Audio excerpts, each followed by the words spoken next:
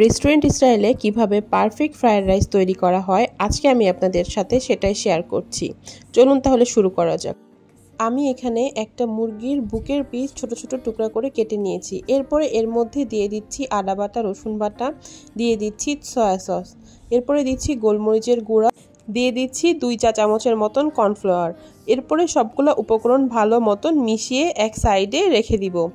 এখন একটি পাত্রে আমি পরিমাণ মতন পানি নিয়ে নিয়েছি, দিচ্ছি লবণ এবং সামান্য তেল। এরপর পানিটা যখন বলক আসবে তখন দিয়ে দিব 1 কাপ পরিমাণ ধুয়ে রাখা বাসমতি চাল। চালটাকে আমি 80% মতন সিদ্ধ করে নিব এবং উঠিয়ে নেওয়ার আগে এতে সামান্য পরিমাণ ভিনেগার অ্যাড করব যাতে রাইসের কালারটা সাদাই থাকে। রাইসটা অলমোস্ট 80% সিদ্ধ হয়ে গিয়েছে। এখন এটাকে আমি চালনির সাহায্যে চেলে ঠান্ডা হওয়ার জন্য রেখে দিব। এরপর একটা পাত্রে নিয়ে নিচ্ছি সামান্য পরিমাণ তেল এবং দিয়ে দিচ্ছি কিছুটা বাটার। এরপর দিয়ে দিব সেই যে ম্যারিনেট করা চিকেনের টুকরোগুলো। এরপর ভালোভাবে চিকেনের টুকরোগুলোকে ভেজে নিব উল্টিয়ে পাল্টিয়ে। চুলার তাপটা হাই ফ্লেমে থাকবে। এরপর চিকেনটাকে আমি 3 মিনিটের মতন ভেজে নিচ্ছি।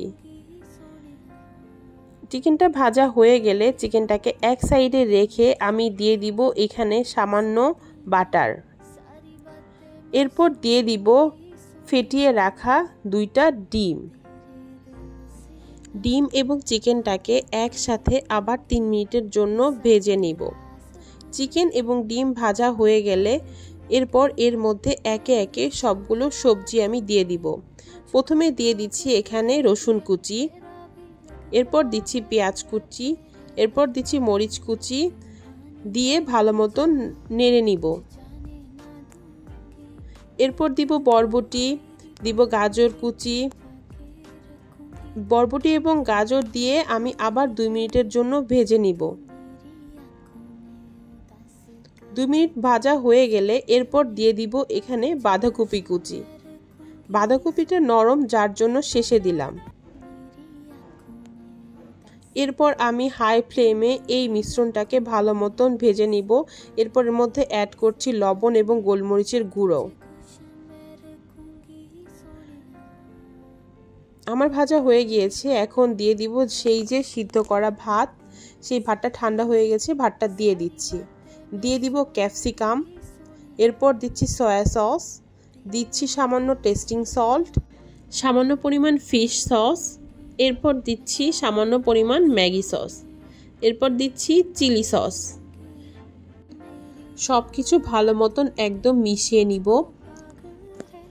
এই রাইসটাকে আমি এখন প্রায় 3-4 মিনিটের মতন হাই ফ্লেমে ভেজে নিব। এবং একটা কথা মাথায় রাখবেন, পুরো রান্নাটাই কিন্তু আপনার হাই ফ্লেমে হবে, না হলে কিন্তু সেই রেস্টুরেন্ট স্টাইলের ফ্রাইড রাইসের টেস্টটা পাবেন না। দেখুন আমার এই রাইসগুলো কি পরিমাণ ঝরঝরে হয়েছে।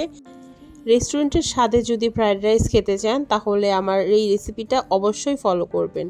আমার ভিডিওটা যদি আপনাদের ভালো লেগে থাকে তাহলে লাইক, কমেন্ট, শেয়ার করে আমার পাশে থাকবেন এবং আমার পেজটিকে ফলো করে দিবেন। ধন্যবাদ সবাইকে।